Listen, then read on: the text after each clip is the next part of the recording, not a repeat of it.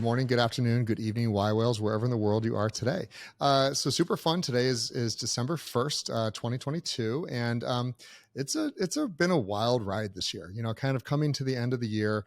We were still very much in a bull when the year started. We're currently ending very much in a bear. And I can't say winter because there's still just way too much innovation. There's way too many really good entrepreneurs and investors entering the space. That being said, we've taken some hits into I think for most people, they're concerned about the viability of cryptocurrencies and blockchain technologies, but that's from the public perception. And I think that's from really the lack of the media understanding what we do and how blockchain works. Because the crash of FTX was truly, that was a centralized issue by a poor leadership team. Blockchain technology was in no way, shape, or form involved. We have seen failures of some blockchain technologies, such as Luna, algorithmic stablecoins. I'm sure Bill's going to have some comments on things like that. Just we're not good for the industry in the short or long term. So that being said, we have what I would say is an absolute industry expert. You've been in the space for a long time. You can take OG status because you were sitting around begging people to look at Bitcoin a long time ago, before most people even knew it existed. So that being said, Bill, how did you kind of get involved in the space? And what have you kind of done prior to this? Sure. Yeah, I'm a longtime tech and capital markets internet entrepreneur, and so for me, just crypto was a natural extension of so many things that I've been working on over the years. I worked on a lot of early things related to internet payments and SSL, which is the S and HTTPS, and I actually ran a remittance company before starting Abra, and gave me a lot of exposure to developing markets and how people use money there, and the trials and tribulations and costs for not having access to the traditional banking system, and also dealing with regulators for cross-border transactions in the last few years. So I understand the tech extremely well. I have a computer science background, and when I first saw Bitcoin and said, "Wow, this person thinks they've solved this problem about how to move money between two parties with no intermediary," which is something that those of us who are kind of in that cypherpunk world knew was the holy grail of internet money, but thought was unsolvable. And I was hooked almost immediately. I was all in. So I really been continuing a long journey down the rabbit hole ever since. It's been over 10 years for me. So it's interesting. So my first purchase of Bitcoin was I bought 100 of them for $20 in early 2010. And then I threw them away because, it was just a test. There was nothing there. And, because we had seen eGold come and go. We had seen others that kind of, really were predecessors to this, and the thought that like, hey, a digital asset, a digital currency will happen. Whereas I said like, this is cool and went away because the primary use case turned into, drugs for a long time. You absolutely saw through the veil and could kind of, you spoke on stage very publicly for a long time about this. Mm-hmm. What was different about Bitcoin compared to some of the other attempts at digital assets that you had seen? Yeah, it was really, look, the holy grail for internet money was solving the double spend problem. Okay, and the double spend problem basically says if you're storing the money digitally, meaning there's some key or other bearer instrument that you have, do you need a central trusted party to broker sending that money to someone else? Or can you actually send it effectively peer-to-peer to someone else, right? Without two people spending the same money. Okay, no one had ever solved that problem before. And that really is the basis for having a trustless system, right? Which is what Bitcoin represents. And that is huge, okay? Because it's either trustless or it isn't. And all monetary systems up until Bitcoin involved centralized trust. They still do. Yep. And so that is the breakthrough of Bitcoin and why it's fundamentally different and why it remains fundamentally different.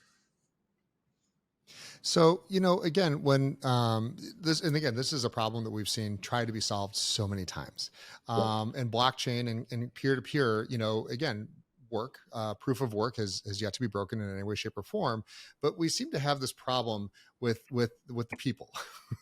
Like, people aren't working well within the system. And so just as a quick thought, and we're going to dive into a lot of the things you're working on. Have you seen a good improvements from kind of where we started and over 10 years ago with Bitcoin, and people managing their keys, or at least figuring out better that like, you really own these things. You really have to mess with it because you've been through Mt. Gox, you've been through every single one of these things. And now with FTX again, it just seems like no one's learning the lessons that have been taught so many times about this has to be handled differently. There's a couple of lessons here, right? So the first is, when it comes to these ups and downs, it's been cyclical. And it's been kind of like clockwork cyclical, right? Like the true definition of cyclical, right? And so everybody who's kind of surprised now isn't really paying attention to the past, okay? And I would also basically talk to Congress. I'm seeing a lot of these comments from Janet Yellen, Secretary Yellen, and others talking about how crazy volatile this is. And I would love to show her a chart of Amazon shares from 1990, whenever they went public, until 2001, when the stock fell 87% and is now one of the most valuable companies in the world. And that's the nature of exponentially growing assets and technologies and companies, right? And so Bitcoin's not a company, but it is an exponentially growing asset in terms of adoption. And they experience these ups and downs, and some of it is related to money supply changes. Historically, if you look at stock prices, asset prices, especially things that grow exponentially, Tesla now, those prices tend to move in huge spikes up and down relative to changes in money supply. Okay, and they'll outperform over time, and so your time horizon needs to be adjusted. Now, that's the investor perspective on why that matters. The second thing is that this is a threat. Right? When you have something that is truly decentralized, that says we don't need the powers that be to arbitrarily define our money and artificially inflate our money to control the money supply, by definition, it's a threat. And so I actually see it as a threat in a positive way, because it represents a kind of a check, if you will, on unchecked government power run amok for decades. We're at the end of this 75, 80-year debt cycle, and it's been unchecked since then. And obviously, a lot of people and other around the world have benefited from the dollar's status as a global reserve currency, but we've inflated that currency's value now to close to zero relative to where it was at the beginning of the debt cycle, for sure. At the expense of the middle class, right? Because inflation is a tax on the middle class, right? Which basically goes to the rich. That's all it is. It's just a redistribution. I wholeheartedly agree with everything. It's not even a matter of opinion. It's just a redistribution of wealth from the middle class to the wealthy who actually issue the bonds. Follow the debt, right? If you want to understand how wars really get started, follow bond markets. They tell the story, and this is no different. Do we think that the world is arbitrarily being asked to take sides right now? As some unbelievable coincidence? Absolutely not. We've seen this story 7, 8, 9 times before over the last 600 years. Ray Dalio writes about it in his new book, very eloquently, more eloquently than I can explain it, talking about the changing world order. And we've seen it before. Follow the bond markets. They tell the story time and again. This represents, Shamat Palihapitiya talks about it as schmuck insurance. And in a way it is. It's the ultimate schmuck insurance against, government power unchecked run amok. Bill, I love this, and I'm not going to stop this conversation. We're going to keep going right into these because you're very passionate about it, and it's a great conversation. So let's talk about BRICS.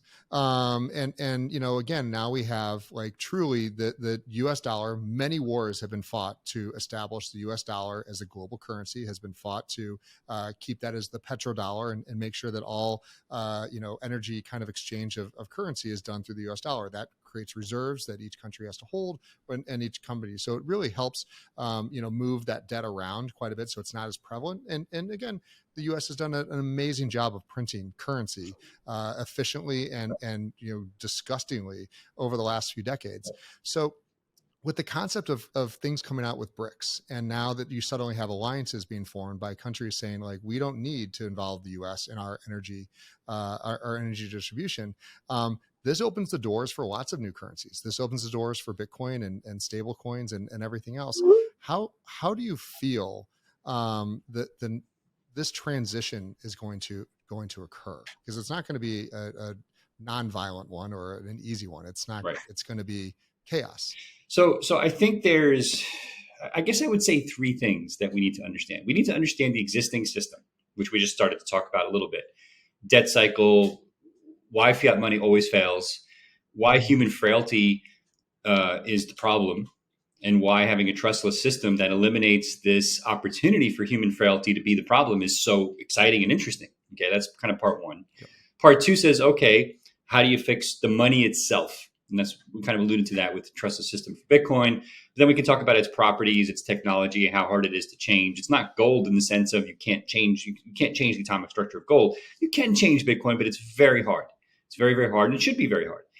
Mm-hmm. And then the third part, which is related to your question, is how do you make the banking and financial system work around this new type of money? Okay. Because today the banks work around the idea of a central bank being at the top of the pyramid and them basically pulling the strings in terms of how money supply works and how the banking system itself works. That really needs to be reworked in a decentralized economy. And that's the promise of DeFi, smart contracts, Ethereum, and other protocols that relate to that. So while I look at Bitcoin as the solution for the future of money, I look at Ethereum and smart contracts as the future of banking. And they're very different things. And they don't necessarily interoperate yet very, very well, although I think they will in the future. And that's fine. So I do think we're going to see very, very rapid innovation, continued rapid innovation in the DeFi area in a way that's very complementary to Bitcoin and other competitive technologies as kind of improvements on the central banking model towards a trustless model. So, Bill, you've been around for a while. You've seen the ups and downs, and you have experience prior to digital currencies and whatnot. So you kind of understand really what we're looking at.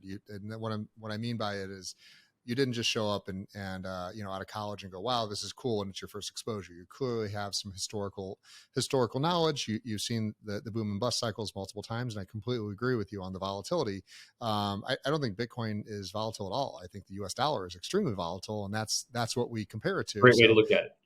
Yeah, if we compare ETH to Bitcoin and only look at that, it's much stabler when you're kind of in the crypto world. Absolutely. So that being said, and really we want to get to this point of like global blockchain, a global economy of some sorts. But there's the institutional regulation, which has no idea what we're doing and no idea or concepts around what we're, kind of what Bitcoin and other cryptocurrencies should be. And then you've got us inside the asset class with people like Sam Bankman and Do Kwon that are just like, they're so concerned about getting rich quick and so concerned about personal wealth that they're like forcing, horrible regulations on us. What's the path? Who do we trust anymore? And I think that's the biggest point about blockchain is it's all about trust. Yeah. So I would actually look at who has basically studied this maybe before Bitcoin even existed. And history has actually given us clues, right? So if you actually go back to the 70s, Hayek wrote about private money, right? There was no internet, certainly no public internet. There was certainly no Bitcoin. There's no smartphones. And he actually described what would happen if we had private money with a fixed float. No really concept about how to deal with the human frailty issue, but he said, let's just assume for our discussion that we could, meaning the human frailty issue, meaning we couldn't start to reinflate our private money the way the government does. Okay. And he actually described basically what's been happening with Bitcoin. It's incredible. It's truly incredible that somebody who had no internet, no Bitcoin, no white paper, none of that, figured out that private money in the first step would be hoarded, which is exactly what's happening with Bitcoin. I mean, he literally wrote this in, I think it was in 77. And he said, private money will be hoarded because people will deem it so valuable. But eventually, the value grows exponentially. And especially in the case of Bitcoin, where it can be subdivided in, down to 8 decimals, which we call Satoshis, that makes it spendable eventually, and eventually makes no sense for the masses to try to hoard it, because once it becomes so valuable, what's the point, right? So you're going to want to spend it, use it, and that's the path for private money. Now, the challenge is that decentralization is very expensive. It's computationally expensive.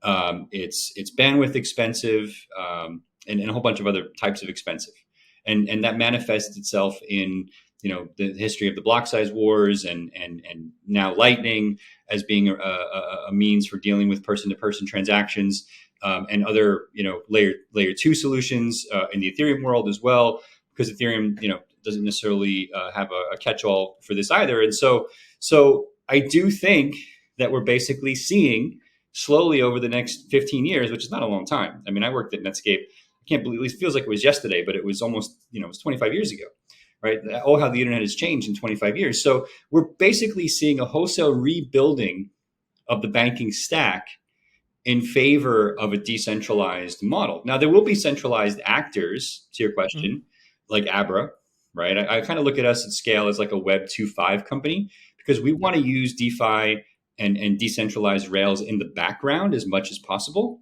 And we're going to give you a kind of a trusted risk management system on top that will let you manage custody if you don't know how to deal with keys, and deal with lending and borrow against your Bitcoin, and earn crypto rewards with your credit card, and a whole bunch of other things we can talk about.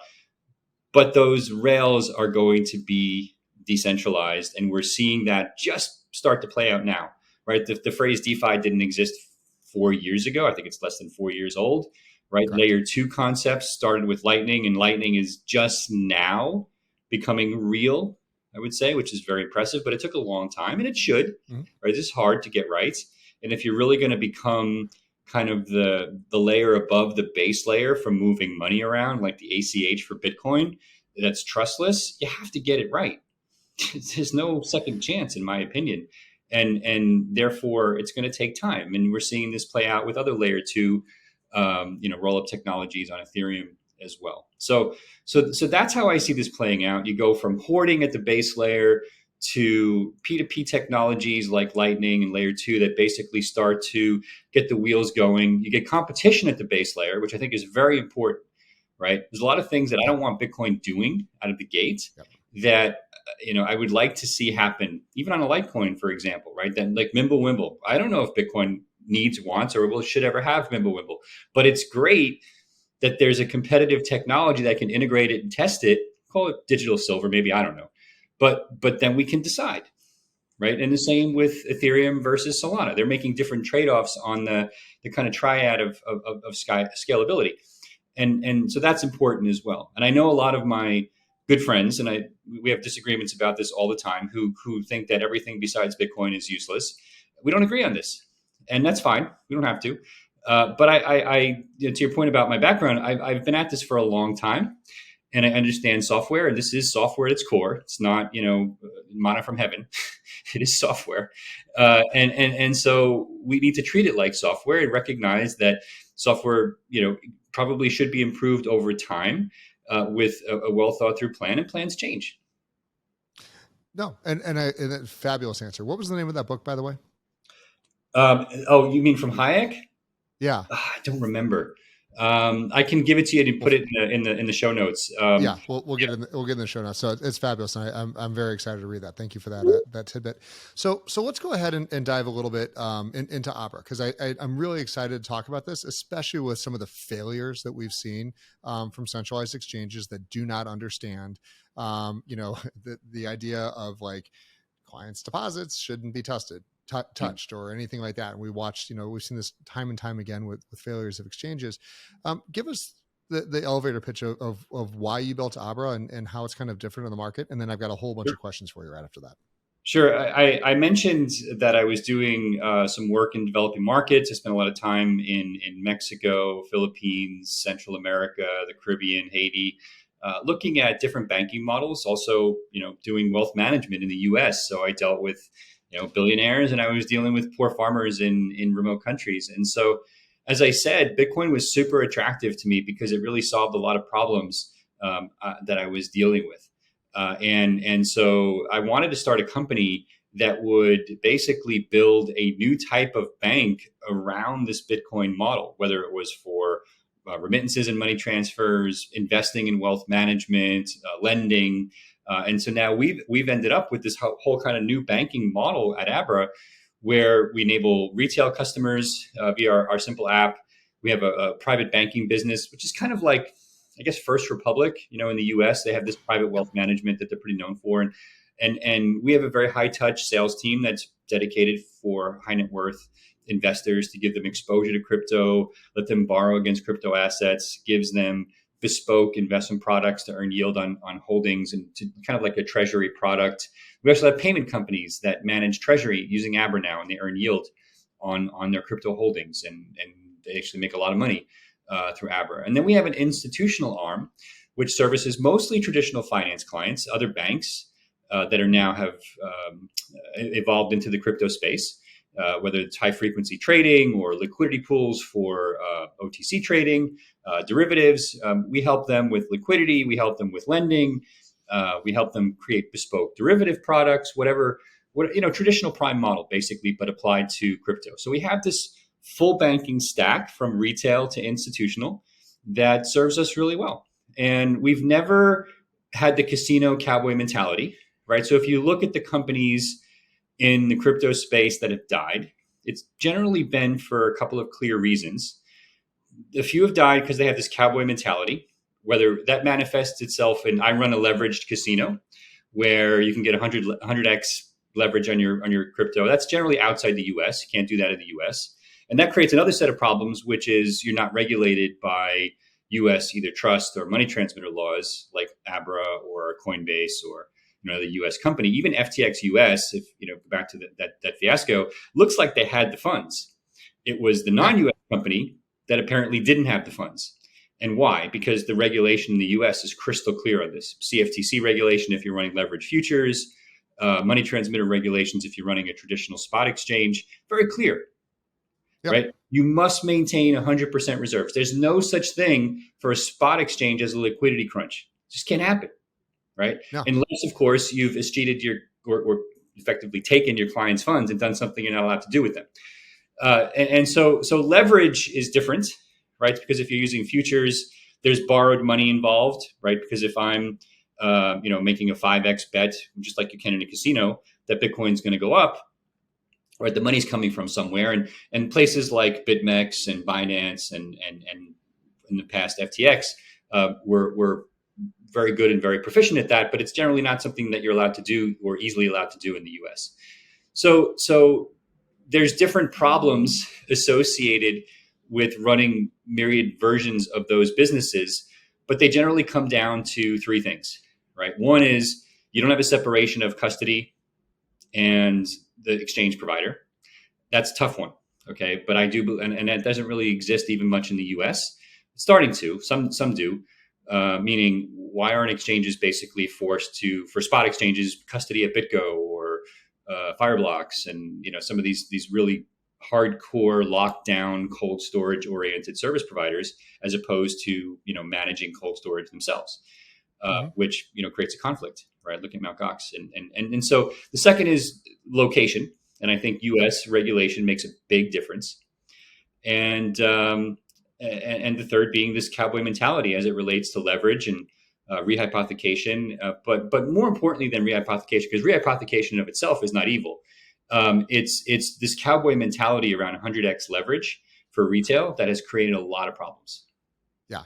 No, absolutely. This boom, which was great, everybody loved it. Was amplified by the fact that so many people were just beyond leveraged, and the exchanges were couldn't pay out their winnings, so they were leveraging themselves, and they're it was insane to see. So I love hearing that that's not the way you guys manage it, and I think there's too much money to be made in this space to be using leverage. Like, we're volatile enough. That's right. We asked ourselves when we saw FTX naming arenas, and we saw Celsius raising $1 billion. We said, are we doing something wrong? Because we're growing, We were profitable Yeah. last year, and I'm very happy with the growth, but it's not like these insane numbers. And I've been around the block, and this just doesn't feel right to me. And if we had this discussion internally, like, what am I missing? Because Yep. I don't know everything. Maybe as a CEO, I'm getting something wrong, and it turns out I wasn't. What I wasn't getting is why they were wrong. And I guess intuitively I was, but I couldn't explain it. Right now, I can explain it because in hindsight, it's obvious the three things that I'm talking about. But to your point, when you're dealing with exponential technologies and people are kind of getting it at an exponential scale, you don't need to be doing all that crazy stuff. Yeah, you're going to have ups and downs. Startups become insolvent. Google was insolvent probably half their early adult life, right? Yeah. And that's the way it goes when you're building a startup. But you don't play games with client money, especially when it's bad enough if it's a search engine, but when you're managing other people's money, no way. Right. Yeah. Oh, it's beyond egregious to even think. And I agree with you as a CEO that this is professionally what I've done for a few decades. To what occurred isn't by accident. No one just woke up and go, "Oh my God, how did all these things happen?" Like this is egregious errors that again, fiduciary responsibilities absolutely just abandoned. Yeah, I mean, But fiduciary responsibilities for sure, but I would also say egregious in the sense that woeful ignorance is irrelevant. It doesn't yeah, matter, right? And we're starting to hear a lot of that. Oh, I didn't know. I'm too young. Risk management. Look, if you're going to take on the responsibility of managing other people's money, there is no such thing as woeful ignorance, right? Buck no, stops and with the CEO, and that's the way it goes. That's I get the brunt, good or bad. When things are good, people are like, "Hey, Bill, good job." When I got 125 people doing amazing work behind me, and I get the brunt when things go wrong. So that's the yeah, way it is. yeah, it's very lonely at the top. That So, people like to think it's there. It's like, no, I'm stressed when it goes up, and I'm stressed when it goes down, and that's just the way we live. So here's a couple of questions, and these are just again overall theses on someone that's been around the space for a long time. So there's obviously thousands, tens of thousands of cryptocurrencies that exist, and with that is a majority scams. Some of these coins are they're insolvent the day they were created. They were designed to do a variety of things. How do you and Abra kind of differentiate between what should go onto your exchange, and holding back from things that, even though they may be popular, yeah, it's a or great desired, that question. I would say a you're couple of trying to things. safeguard One, clients, or how do you think of that? mhm,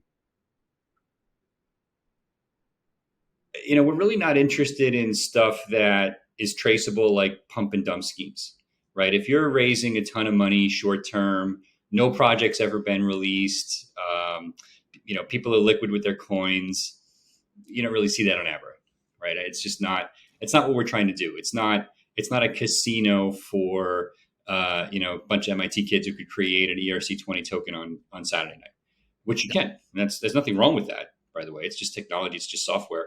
But if it's used to facilitate this casino mentality, we're not interested. And yeah, okay, so now I would say beyond that, we have to be careful, because I think the right way to do this stuff is to not have like this pre-sale kind of mentality. But Ethereum was created with a pre-sale, and it's worked fine. mhm, Now, historically, I don't know if that would fly again. I mean, I guess Solana and Aptos and others that I think I'm bullish on probably did have a pre-sale. I never really dug in because I was so bullish in the technology. I think when we look at a layer one or layer two protocol and we're bullish, that kind of trumps how they may have financed themselves. And I think there's a distinction that the SEC and even like the Michael Saylor types still, in my opinion, don't get.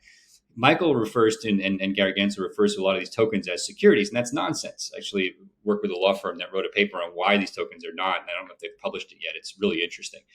And now the distinction is they may have done security offerings to raise funding, okay?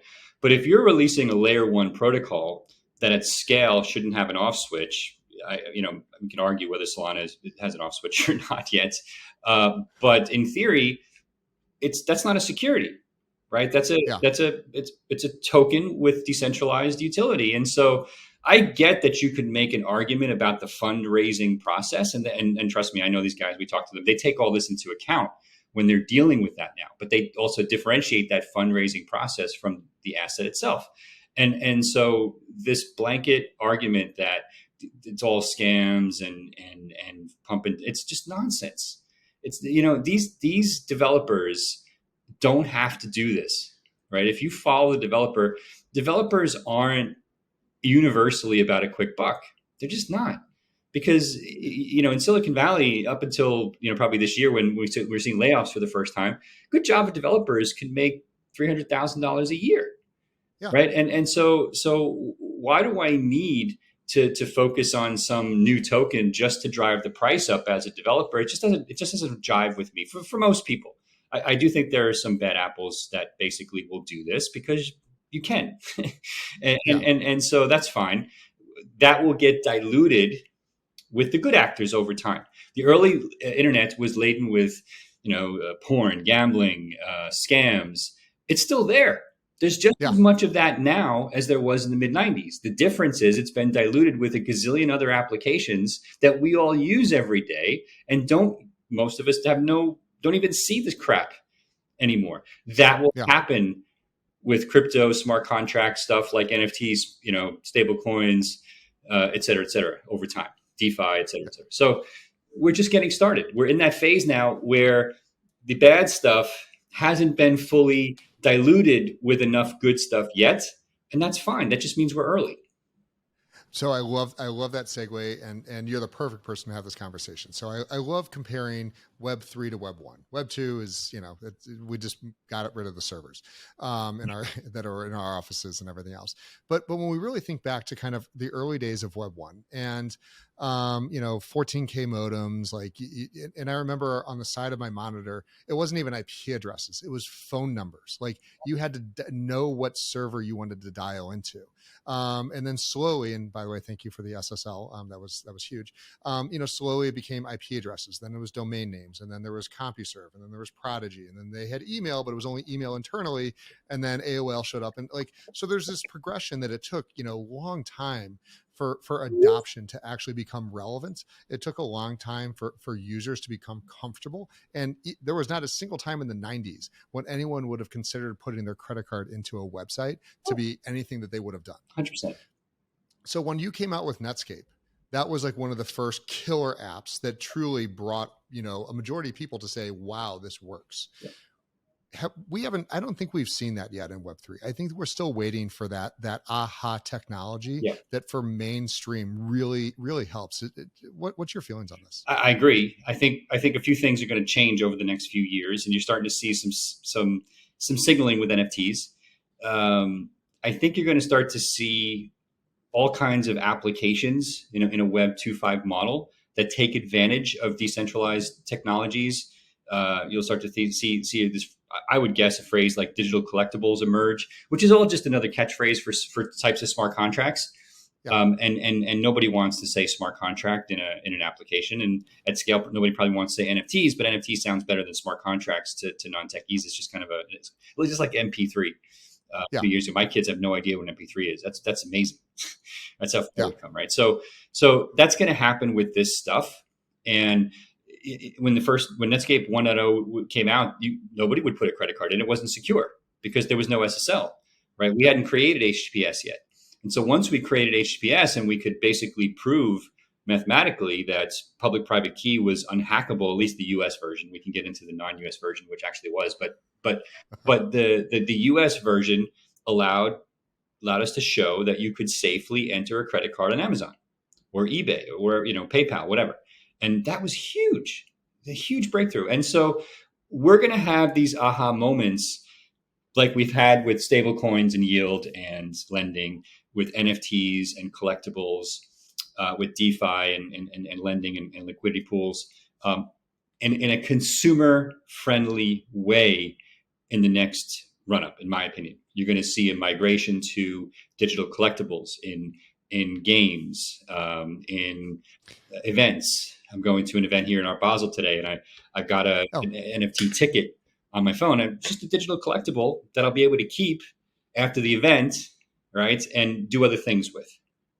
Right. Yeah, no, and by the way, have fun at Art Basel. We've got a whole bunch of members there today, so there are tons of exciting things. But jumping back, because I think this is a really good conversation about kind of the Web 1 side of things. The core concept of suddenly there's Netscape, and it is displaying images, and it's usable, because we went past the phone numbers and the IP addresses to actual domain names, and it was super easy. Anyone could slowly start to figure things out, and then Yahoo figured out search, and and then email slowly became more and more prevalent. What's the next thing that we really have to fix? I to throw a couple of things out, I think wallets and bridges are garbage. I think that they're hurting the entire industry, and no one's even come close to what a true wallet will look like, which is very close to all the early browsers were horrible. They were not actually usable. Yeah. But what are your thoughts on kind of the one thing that we need to get mainstream adoption? So I think I've been thinking, it's our job. We think about this all the time. I think two things are exciting to me right now. I think that the digital collectible space, again, I'm using the kind of future phrase for the NFT world today, is going to explode. Now, it's going to be interesting when Fortune 500 brands come at this now. We saw announcements this week from Nike, and I've seen some others where they're going to basically have kind of membership-oriented digital collectibles that you can store in a wallet. Mm-hmm. Now, to your point about the wallet, I think that has to evolve, because today what you have is MetaMask, which, I mean, to me, like back to your Web 1.0 analogy, we used to have this, and you still have it on a Mac. You can actually run Telnet as a window, and basically you would access the internet via Telnet sessions in the early 90s. And MetaMask is like using Telnet. You need a PhD in computer science to understand what the hell you're looking at. Now, somebody can tell you step by step, click here, click here, click here, click here. Now, the NFT will show up, but you have no idea what you just did. None. The average person. And then you're looking at an NFT, not realizing that there's a private key on your phone or on your laptop, like the one I'm using for this call. And if you get rid of that laptop and haven't backed up your key, it's gone. Yep. Now, I would venture a guess that the vast majority of people who are using MetaMask probably don't understand what I just said. That's a problem. So I think what's going to happen is you're going to see a series of technology evolutions here that, one, start to give you almost like bank accounts, just like you would have your Bank of America account, or I have my First Republic account, or E-Trade, whatever, and you're going to have all your digital stuff. So at Abra today, your Abra bank account basically has your Bitcoin, your Ethereum, other crypto assets. It's about to have a next generation wallet, which also in the same wallet, no need for the MetaMask for the first time, stores your digital collectibles and makes them interoperable. That's never been possible before. Right now, they're two different apps, right? If you have your Coinbase app for buying crypto, you also have your separate wallet app, which stores the key on your phone. And most people don't understand why they have to have two. They just told that that's the way it is. So we've created almost this bank account for crypto model that integrates all of them into that, traditional retail bank-like experience, but then makes those digital assets, makes those collectibles available to any website, right, that has a DApp model, right? So kind of like making Facebook Connect the user ID glue that drove Web 2. Okay. And you're going to see other companies do this, just like Abra is. And then you're going to see some kind of intermediary wallets, because we're releasing APIs for our basically crypto banking service that will allow you to add NFTs to web pages, access your Bitcoin from a prepaid card bank account somewhere else, all basically using Abra in the background to store this stuff. And it's transparent how it's being done, right? You get your membership PFP NFTs or whatever, basically the digital collectible stuff, and it's all seamless. That hasn't happened up until now, but I think that's going to be an emerging theme in 23, in my opinion. Okay. I fully agree. Yeah. And that's going to start to, and I call that kind of a Web 2.5 experience, because you're still using a Web 2 model, but you're integrating ownership, individual ownership into that now, which is the promise of at least the digital collectible aspect, and to a large degree the overall crypto aspect of Bitcoin, Ethereum, NFTs, and smart contracts. So that's going to come next, and then I think beyond stablecoins as a way to arbitrage, dealing with bank wires on exchanges, you're going to start to see stablecoins emerge as a way to do cross-border commerce.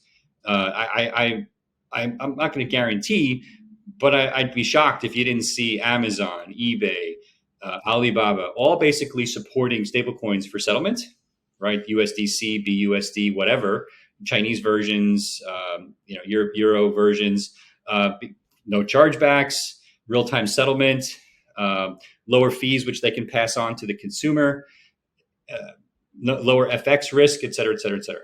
All right. Instant liquidity, because, we built trading systems in the background that can provide them local liquidity in almost real time.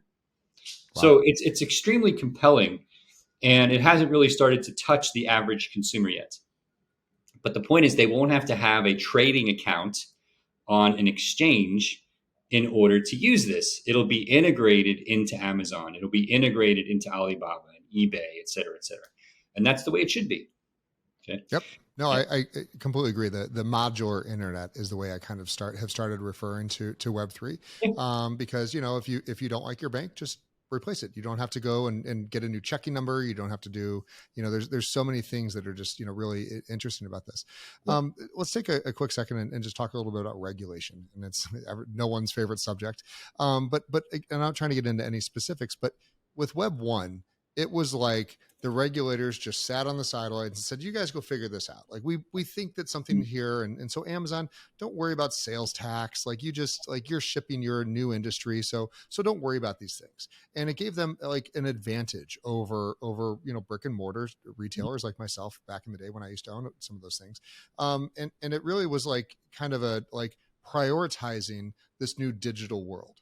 However, now we're into Web3 and it's like, we're getting hit with more regulations than we ever should be. And we're not really properly allowing this asset class to grow. What are your thoughts around that? So, okay, we have to understand the difference between decentralization and a trusted third party.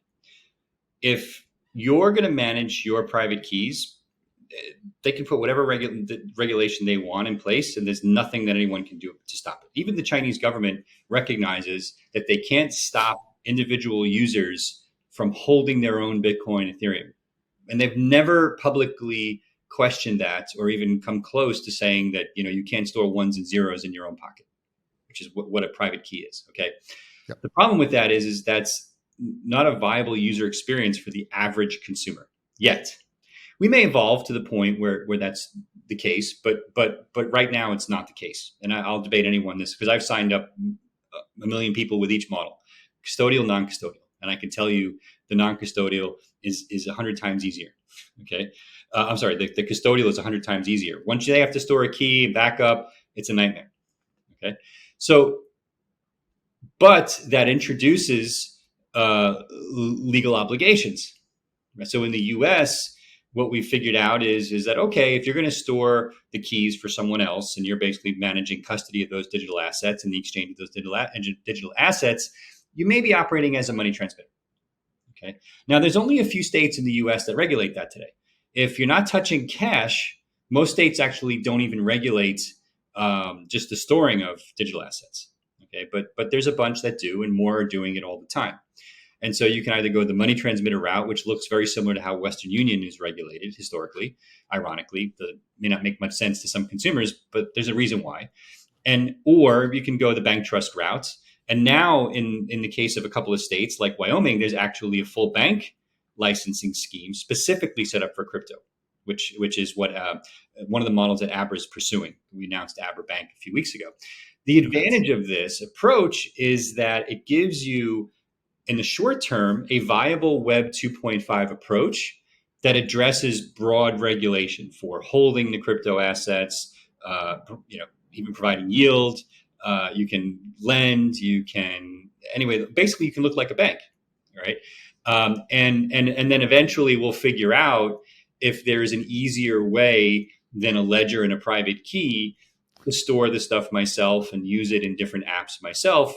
But I think Web 2.5 is going to be the norm for a few years, and then we'll see what we figure out. Okay. Yeah. So my other question is, and I've been kind of publicly pushing that I like, there's certain regulations that exist that I think should also apply to cryptocurrencies. My favorite is the 1031 like-kind exchange. If you're going from Bitcoin to wrap Bitcoin, that should not be a taxable event. It is today. And so I feel like there's a lot of, education that we need to have, because the asset class needs to grow. And I feel, and this is all I can say, is I feel like we're being held back because the banks and the institutions aren't ready. And that when they are ready, then it's suddenly going to be exactly as we're seeing in New York: digital dollar, digital this, everything's digital. They're going to force us into this. Right. But I hope it's the world that we build and not the one that gets built, in the 3-letter agencies in the background. Yeah, I agree. I see it the same way. And look, there's a lot of examples that you can give. You mentioned the wrap Bitcoin, the exchanging between crypto assets, using Bitcoin at the point of sale. A lot of people are starting to recognize we don't want consumers to have to deal with the hassle of being taxed on a $25 Bitcoin purchase. Where if I choose to check out via Lightning at McDonald's, am I paying taxes on the Bitcoin itself, the sale of the Bitcoin, right? Since the transaction settles in dollars. Yep. Or even McDonald's, right? Because you could say, okay, I'm going to price the transaction in Bitcoin, but now it's on McDonald's to pay the extra tax, right? And so, anyway, I don't know, but I am convinced that ultimately the consumers, at least in the free markets, are going to get what they want. If you look at the U.S., I think India is going to be a huge market for crypto, massive. Parts of Europe, Eastern Europe in particular, also the countries where the currencies are just going to shit, right? Like Turkey and Venezuela and Argentina, hyperinflation. They're already seeing real world usage just out of necessity. Ukraine, when the war started, and in Russia, it's ironically both sides we're seeing increased crypto usage, right? And so I don't want war, but I like the fact that they can still live. The people who didn't ask for this and are kind of caught in the middle can still live and manage their wealth while this is going on, this unfortunate thing. And so I do think that eventually the people will work this out, right? Because the government is us, right? It's not like this amorphous thing that was spawn, Satan's spawn or something. It's like, in theory, it actually is us, although it seems like Satan's spawn sometimes. And so if it is us and we want this, then at some point the two should work it out, because it is us. So anyway, so I try not to be. I am cynical sometimes in private, but I'm trying to be less cynical about all this stuff. I do genuinely believe that we will work this out. I do believe that there's going to be a lot of mistakes along the way. Now, look, I think there's a lot of people who would make this stuff go away in a heartbeat if they could. Oh yeah. If you look at the House Financial Services Committee or the outgoing kind of ruling party that was managing that, a lot of them would gladly wave their hands and make crypto go away. And thank God they don't have the power to do that, because ultimately this is a freedom of speech issue, right? What is Bitcoin at its core? It's a messaging system, right? Bitcoin doesn't create money out of thin air, right? It uses math, public-private key cryptography, to create messages out of thin air. Those messages we've arbitrarily assigned value. That's all Bitcoin is. It's a messaging system. That's great, because if it came down to it, the Supreme Court's already opined on computer messaging systems as being protected free speech. Now, there's certain things you can't do with a messaging system. You can't, plot to overthrow the United States government without being arrested for sedition, as we saw, in the case that just was tried this week. But I mean, you could do it. You're just going to get arrested. So my point is that there are protections that we are allotted via our basic rights around free speech in the U.S. that don't exist in other countries, but that allows us to lead the way. Yep. That's why the U.S., I think, has an obligation to step up here, because we want this done in a way where it actually protects what we believe is a global right to free speech, even though other countries may not see it that way. And I think that's where we as Americans can lead by example.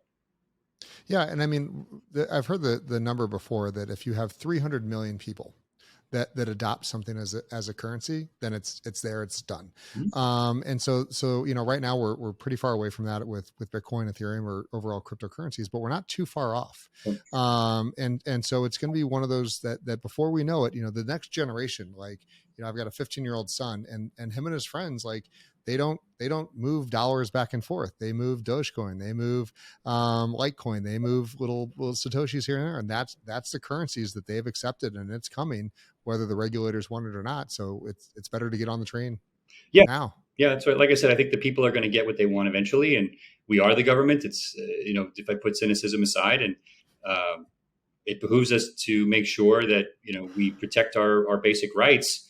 And I have a lot of concerns about central bank digital currencies, these so-called CBDCs, because they do represent the ultimate power to observe, Censorship. watch, and censor, which is a major issue. I do think you can do CBDCs if you want them without that.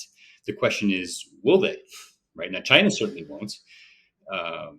Anyway, so I'm skeptical for that reason, but that doesn't mean they can't be done right or that they couldn't have value. The biggest problem with that model is simply that it doesn't prevent you from printing money ad infinitum, right? It just replaces, hasn't slowed down yeah, the Fed it yet. replaces the paper print button with a digital print button. Okay, great. It's more efficient to print money. Which okay, I accept the fact that as long as we have central bank-based fiat money, that there's going to be a print button. I get that. That's why one of the reasons I'm so passionate about Bitcoin. But if we're going to replace that print button with a digital version, it damn well better not be able to censor what I use to spend my physical dollar on. That's a non-starter for me. And I think we as Americans need to be very clear that we don't accept that. I love that. Thank you for that. As we kind of roll towards a close right here, really my last point of question for you is, you've been in the space a long time. You built Web 1 for us. We appreciate that. You're currently working on building. I was glad. I was a very willing participant. Yeah. Hey, listen, you were there, and we got this technology to thank you for. Now that you're in Web 3, how should people, knowing how early we are, what's kind of some thoughts, some theses that people really should follow to avoid, kind of FOMOing into stupid things like they did in this last bull rush? Yeah, I guess if the perspective and the question is about investing, I would say if you believe in what I'm talking about around the future of money and the future of banking, and you want to make a long-term bet and you're willing to give yourself 5 to 10 years, I've put a significant amount of money in Bitcoin and Ethereum, but with that time horizon, right? And so I don't really look, maybe more than a couple of times a week at real price movements. I do money talks on Friday, and I'll look at the charts a little bit, but by and large, I know what my bet is, and I know what my time horizon is, and I try to think in terms of exponential thinking, which is very hard for the average consumer. I get that, but that's the way it goes, right? We talked at the beginning about the Amazon chart from 1999 when the price was falling like a rock. And so you need that perspective if you're going to make a financial bet on this now and become one of those people that's hoarding the private money that I talked about earlier, which I strongly encourage everybody to do, because even with 5% of your wealth, which by the way, stocks can go up 5% in a month, you've now just bought the ultimate schmuck insurance against the system, which is great. So the second thing is if you're technically inclined, meaning you understand the basics of a decentralized system, if you understand what BitTorrent is doing to enable file sharing, it behooves you to dig in on this, because this is an extension of that for money and banking. And if you go down the rabbit hole, it's far and deep, but it'll change your perspective on everything: how government works, how money works, how systems work, how control works, how totalitarian societies work, how bond markets work, the debt cycle. What Ray Dalio talks about will make so much more sense to you. And so, but it does require a fair amount of personal, time to go down the rabbit hole, and it does suck you in, it's fun. But like I said, but to me, it's worth it. Let's just leave it with that. No, I love that. And, Bill, we'll let you get back to Art Basel, because there's a ton of amazing events going on right now. I really thank you for swinging by and having this conversation with us. It was really, again, I learned a lot from it. More than that, I'm going to go ahead and sign up for Abra, because I was not a client, and I will be here shortly. Awesome. So yeah, thank you for that. Where can people find you if they just kind of want to follow and hear some more of your musings along the way? Sure. I try to be a little active on Twitter. It's hard running the company, but I'm Bill Barhydt on Twitter.